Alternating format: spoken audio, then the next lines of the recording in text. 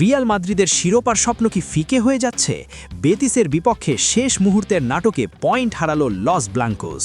শুক্রবার রাতে রিয়াল বেতিসের মাঠে ১-১ গোলের ড্রয়ে লিগ শিরোপা জয়ের দৌড়ে বড় সড়ো এক ধাক্কা খেল আলভারো আরবেলোয়ার দল। পুরো ম্যাচে আধিপত্য দেখালেও ফিনিশিংয়ের অভাবে শেষ পর্যন্ত পয়েন্ট ভাগাভাগি করেই মাঠ ছাড়তে হয়েছে রিয়াল মাদ্রিদকে।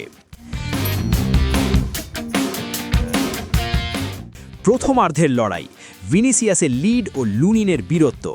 ম্যাচের শুরু থেকেই রিয়াল মাদ্রিদ আক্রমণাত্মক ছিল। ট্রেন্ট আলেকজান্ডার আর্নল্ডের পাস থেকে কিলিয়ান এমবাপ্পে গোলের সুবর্ণ সুযোগ পেলেও তা কাজে লাগাতে পারেননি। তবে বেশিক্ষণ অপেক্ষা করতে হয়নি। ফেদে ভ্যালভার্দের একটি জোরালো শট বেটিস গোলরক্ষক আলভারো ওয়ালেস ফিরিয়ে দিলেও ফিরতি বলে নিখুঁত ফিনিশিংয়ে রিয়ালকে লিড এনে দেন ভিনিসিয়াস জুনিয়র। প্রথমার্ধের শেষ দিকে বেতিস পাল্টা আক্রমণ শুরু করলে গোলরক্ষক আন্দ্রে লুনিন অতিমানবীয় কিছু সেভ করে রিয়ালকে রক্ষা করেন। অ্যান্টনি এবং সেড্রিক বাকাম্বুর নিশ্চিত গোলের সুযোগ নস্যাৎ করে দিয়ে লুনিন মেজাজ হারিয়ে রক্ষণভাগের উপর চিৎকার করতেও দেখা যায়। দ্বিতীয়ার্ধে মিসের মহড়া ও শেষ মুহূর্তের বিপর্যয়।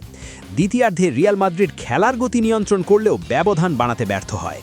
ভিনিসিয়াস এবং এমবাপ্পে দুজনেই গোলের সহজ সুযোগ হাতছাড়া করেন।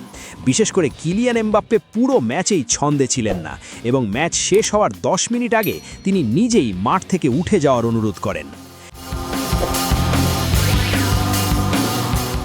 ম্যাচ যখন রিয়ালের জয়ের দিকে এগোচ্ছিল ঠিক তখনই অতিরিক্ত সময়ের 3 মিনিট পার হওয়ার পর নাটকীয় মোড় নেয় খেলা। হেক্টর বেলেরিনের সাথে 1-2 খেলে অ্যান্টনি রিয়ালের রক্ষণভাগ ভেঙে ফেলেন।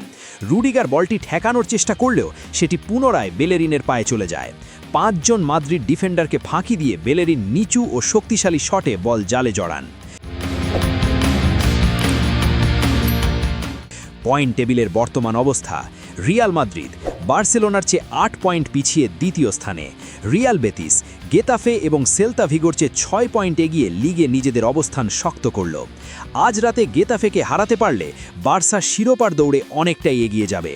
লাইক সাবস্ক্রাইব করে স্পোর্টস বাংলা আপডেট চ্যানেলের সাথেই থাকুন। দেখা হচ্ছে পরের ভিডিওতে। ধন্যবাদ।